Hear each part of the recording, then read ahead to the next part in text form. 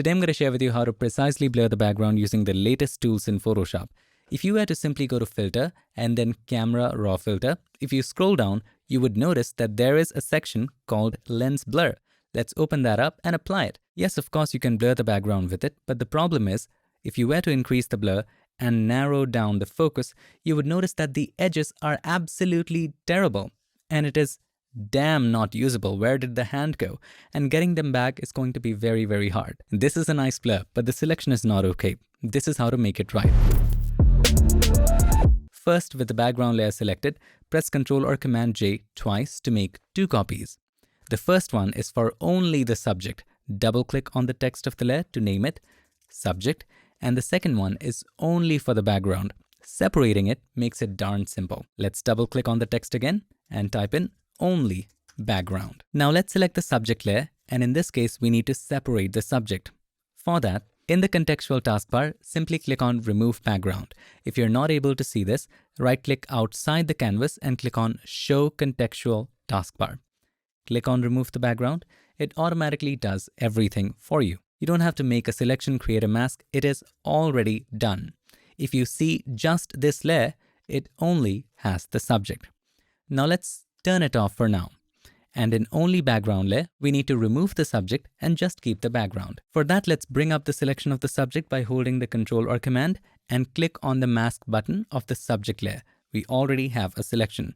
Let's expand the selection a bit by going to Select, Modify, and Expand. We want to make sure that no area of the subject is selected. Let's expand by 40 pixels, hit OK. And everything is selected. You can even extend it. Select the lasso tool and let's add the shadows as well. Hold the Shift key and just simply add all of these areas. Once you have made sure that everything about the subject is selected, simply click on the Remove button in the contextual taskbar. That's it. It will do everything for you again, absolutely automatically. Perfectly gone. Now this creates a new layer that covers the subject area. I recommend merging both of those. Select the first layer, hold the Ctrl or Command, select the second layer, both of them are now selected, and then press Ctrl or Command E. Again, I'm just going to name it Blurred Background. Now before we apply the blur, let us not forget Filter, Convert for Smart Filters so that we can change the values later. Now let's go to Filter. You can either apply Blur Gallery, Tilt Shift, or this is even better. Inside of Camera, let's apply the same Lens Blur. Scroll down. Here you will find Lens Blur. If you're not seeing it, just open it and then click on Apply. You want to make sure that you're in the latest version of Camera for this to show up. Now I would increase the blur all the way to the right. Now with this setting, you can control which area to keep in focus. I'm going to make it first very, very narrow, and you can keep that area in focus or the nearby areas in focus. So in this case, this is exactly where the subject is standing, so I'm going to keep it that way, extend it a bit. This works perfectly fine. You can even boost the bokeh if that's what you want. So possibly I'm going to keep it 74. There are many settings here that you can play with. Shape of the bokeh you can change if this is your style. I'm going to keep it at the default. By the way, you can also visualize the depth, which areas are closer, which areas are further away. It's pretty nice. Hit OK once you're satisfied. Keep in mind you can always change this stuff and then turn on the subject. Now tell me, the selection is much better, right? Now still, there are a couple of things missing. First of all, the shadow just goes away. So let's select the mask of the subject layer. Take the brush with white as the foreground color. You can always press X to toggle between the foreground and the background. Just bring back the shadow. That's it. Another problem is the subject might have slight bit of grain. The background has none of it. So we need to add some grain to the background.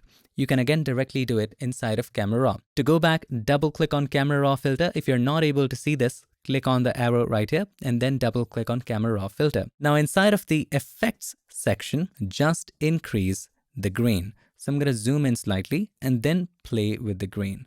So maybe about 20%. You can control the size of the grain, up to you. Hit OK. Now here the advantage is the subject is separate, the background is separate, so you can work on the mask very easily. So select the mask of the subject and then you can take the brush with black or white, just make the mask better. So I'm going to paint black here. You can of course also use selection tools. You can use the smudge tool to push things in. So I'm just going to erase that extra area. Now let's select the smudge tool here in the blur group, and you can push the edges in as well, just to make the edge a bit more soft. Here it is fine, only do where it's needed. Similarly, let's check all over. Now you can take the time to correct all this. I'm doing a very quick job here. All right, Control or Command 0 to fit it. Now you can always make adjustments to it. I'm going to select the move tool as default, zoom in, and you would notice maybe the noise is too much, maybe the blur needs to be adjusted. So you can double click again on the camera raw filter inside of the effects, scroll down and decrease the green. Green is too much. So I'm just going to decrease it to about 14%. And then I feel like we can always adjust the blur.